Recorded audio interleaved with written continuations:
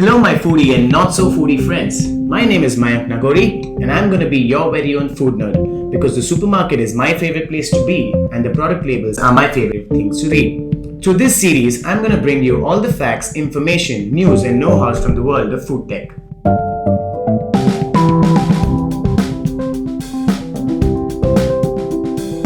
This week on Food Story with Nagori, we are going to talk about something really important in everyone's life: food safety. June 7th is the World Food Safety Day, and in times of the COVID-19 pandemic, it is all the more important for us to understand how to be safe and to choose the right things when it comes to food.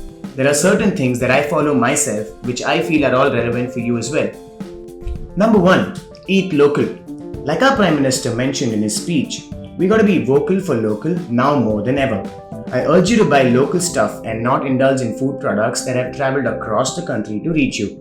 For example, a packet of chips coming all the way from Delhi would have had 20 different people handling it on its way to your shelf. But had you bought chips from your local hot chips, there'd probably be way fewer people handling it. Eating local not only reduces the chances of infection, but also motivates smaller entrepreneurs and businesses. Number 2. Plan your supermarket visit ahead of your time. Try to frequent your supermarket as little as possible. Plan your meals and requirements in advance and periodically visit the supermarkets with that pre-planned shopping list, preferably once a week or once in 10 days. Number 3. Do not buy into myths and the shady WhatsApp forwards. I personally feel that the nonsensical facts circulated on WhatsApp are about as dangerous as the disease itself. There have been multiple messages circulated which say pepper eradicates virus when added to food, or that eating meat is straightaway inviting the virus home. It is not as simple as these messages make it seem. Check your facts before buying into these shady myths. Number 4. Do not wash your produce with harsh soaps and disinfectants. Food, especially fresh produce, is delicate, and using harsh soaps on it to possibly reduce the chances of infection would deteriorate the inherent quality of the produce.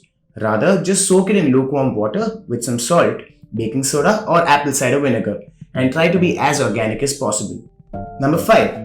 Refrain from touching and feeling products, especially fresh produce, at the supermarket or on your hand-pulled carts.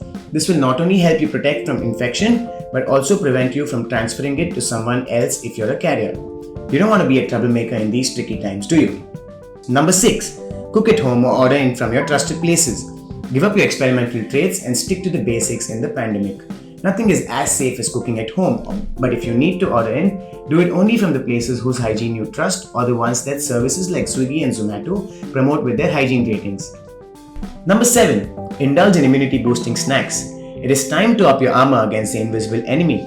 Simple habits like consuming oranges, turmeric, yogurt, ginger, garlic, etc. would be your swords and shields from the virus. Personally, I follow the guidelines by the Ayush Committee of the Indian government, which promotes usage of Indian herbs in Indian folk medicine. My favorite amongst the lot is Chyawanprash. You should try it along with some yoga in the mornings too. Those were my 7 hacks to tackle COVID-19 with your food choices, and I pledge to abide by them not just on this World Food Safety Day, but every day if I can. And I hope you do too. The World Health Organization gave a few guidelines for you to follow, and they're really easy to remember. Number 1. Ensure it's safe. Number 2. Grow it safe. Number 3. Keep it safe. Number 4. Eat it safe. And number 5. Team up for safety. Watch this space for more from the world of food as I bust myths, tell you facts, and open your eyes about the kind of shit that goes down in the food world. Feel free to drop a message or comment at the Archive News or to me at Nagorio with any food related queries you might have.